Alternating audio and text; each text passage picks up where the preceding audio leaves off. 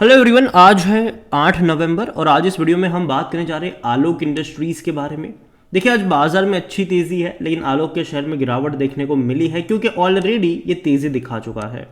और आप देखिए यहाँ पर आलोक का शेयर अभी 1 नवंबर को 17 रुपये का था, बेहतरीन तेजी बनी। और जो लेवल है ना 20 रुपये का, मैं पहले भी बोल चुका हूँ, मैं अब भी कहूँगा कि एक रेजिस्टेंस वाला लेवल ज़रूर है यहाँ पर, और अभी ये उसके आसपास ही बैठा हुआ है। तो बातचीत करेंगे कि भैया चल क्या रहा है यहाँ पर, क्योंकि एक अच्छी खबर भी आई है जिसके चलते तेज़ी आई है। और हालांकि ये 1-2 दिन पुरानी ही खबर है, लेकिन इस खबर के क्या मायने निकलते हैं वो हम बात करेंगे वीडियो में। तो यहाँ पर अगर आप देखोगे तो एक महीने में डेफिनेटली 10% की तेज़ी, लेकिन ग्राफ देखो तो पहले भागा, गिरा, फिर भागा ये। और अगर आप एक साल का ग्राफ देख लोगे तो पिछले एक साल में 21% का ग्रोथ ज़रूर है और बेहतरीन तेज़ी बनी थी। और जिस खबर के चलते तेज़ी बनी है, वो खबर जो थी वो एक्चुअली में जुलाई महीने में ऑलरेडी आ चुकी थी, जब जुलाई अगस्त में जब रिलायंस की एनुअल जनरल मीटिंग हुई थी। और रिलायंस ने कहा था कि वो तकरीबन 7,000 करोड़ रुपए का इन्वेस्टमेंट जो है वो आलोक इंडस्ट्रीज में करने जा रहा है।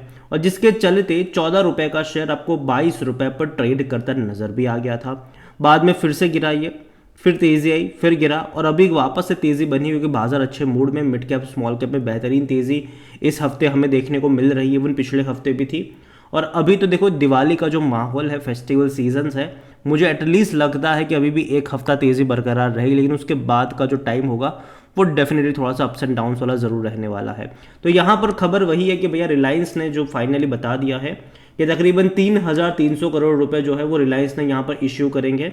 और ये बड़ी बात है आलोक के लिए, और जिसके चलते तेज़ी बनी थी कल यहाँ पर 7% की जो तेज़ी थी वो हमें यहाँ पर देखने को मिली थी। लेकिन आज तेज़ी नहीं, क्योंकि देखो कल तेज़ी आ चुकी थी इसकी, ठीक है।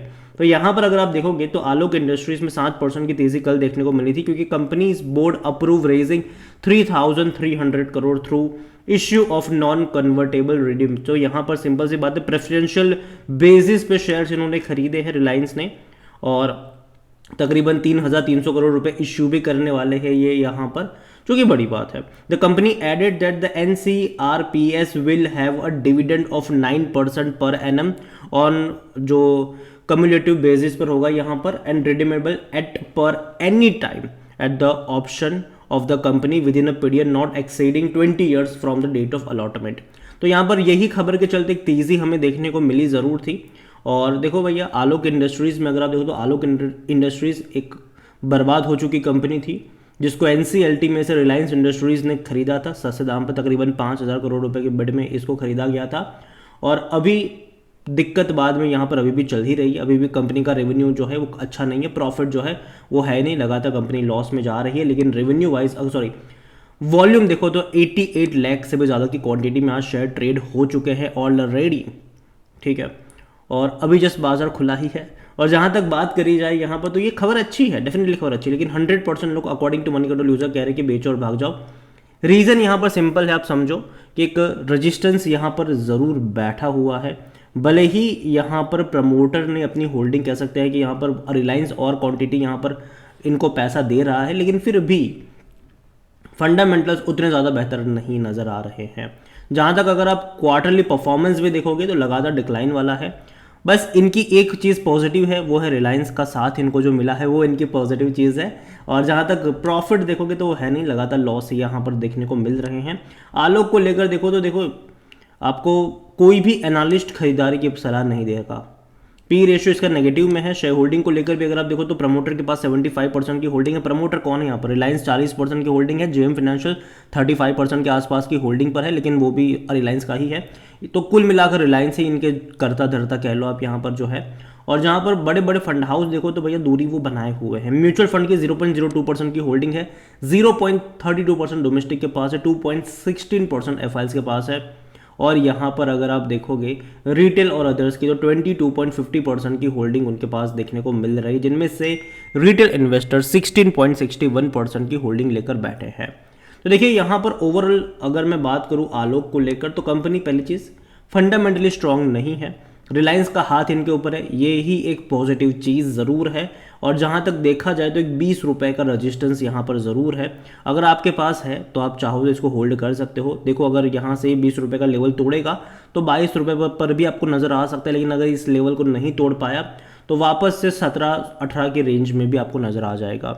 तो देखिए ओवरऑल आलोक इंडस्ट्रीज मैं यही कहूँगा कि अगर है तो रखे रहो, कोई दिक्कत की बात लगती नहीं है मुझे यहाँ पर। लेकिन फ्रेश बाइंग को लेकर अगर मैं देखूँ तो मुझे लगता है कि 18 से 17-18 का जो लेवल है वहाँ पर इनिशियली आपकी नज़र होनी चाहिए। अगेन मैं कह रहा हूँ इनिशियली, क्योंकि बाय ऑन डिप्स कहीं होंगे इस बाजार में ढूंढने चाहिए, क्योंकि देखो मैं मानता हूँ कि दिवाली तक बाजार अच्छे मूड में रहेगा, लेकिन उसके बाद डेफिनेटली बाजार जो है वो गिरावट दिखाने की कोशिश करने वाला है। तो एक हैवी इन्वेस्टमेंट नहीं करने चाहिए यहाँ पर, अगर आप लॉन्ग टर्म के निवेशक हो तो ठीक है। और बाजार डेफिनेटली मैं पॉजिटिव हूँ इंडियन मार्केट को लेकर, फ्यूचर को लेकर भी, लेकिन कुछ कुछ कंपनी अगर देखा जाए तो थोड़ी बहुत फंस सकती है। आलोक मुझे लगता है कि यहाँ पर चीज़ें धीरे धीरे बेहतर होगी, बहुत लंबा वेट आपको करना पड़ेगा, क्योंकि देखो रिलायंस डेफिनेटली इसको पुश करता रहेगा धीरे धीरे तौर पर, और दूसरी तरफ गवर्नमेंट भी जो है वो टेक्सटाइल इंडस्ट्रीज़ को पुश कर रही है, टेक्सटाइल इंडस्ट्रीज़ को इंसेंटिव वगैरह दे रही है। गवर्नमेंट चाहती है कि भैया ज़्यादा से ज़्यादा प्रोडक्शन हो और बाहर के देशों में सामान बेचे पर पैसा लेकर आए, ये चाहती है गवर्नमेंट। गवर्नमेंट इंसेंटिव वगैरह सब कुछ प्रोवाइड करवा रही है, और आने वाले टाइम में उसका जो रिजल्ट्स है वो भी हम देखेंगे कि क्या निकल कर आता है। लेकिन ओवरऑल आलोक इंडस्ट्रीज़ अभी के लिए मैं इतना ही कहूँगा कि एटलीस्ट यहाँ पर अगर आपके पास है तो होल्ड करने के मौके, लेकिन ख़रीदारी के मौके मुझे लगता है कि यहाँ पर 17-18 से नीचे अगर आपको मतलब 17-18 के बीच में अगर मिलता है तो वहाँ पर बनते हुए नज़र आ सकते हैं। जो खबर का दमखम था वो हमें ऑलरेडी देखने को मिल चुका है, और अभी धीरे धीरे यहाँ पर करेक्शंस आप और ज़्यादा गहराते हुए आज के टाइम पे देखने को मिल रहे हैं। तो बाकी मर्जी आपकी है, वीडियो को यहीं पे एंड करूँगा। पसंद आया हो तो लाइक करो, शेयर करें, चैनल वगैरह पहले बार है तो प्लीज़ सब्सक्राइब करें, और आलोक इंडस्ट्रीज़ के बारे में आप क्या सोचते हैं वो भी आप मुझे कमेंट में लिख के बता सकते हैं। Thank you.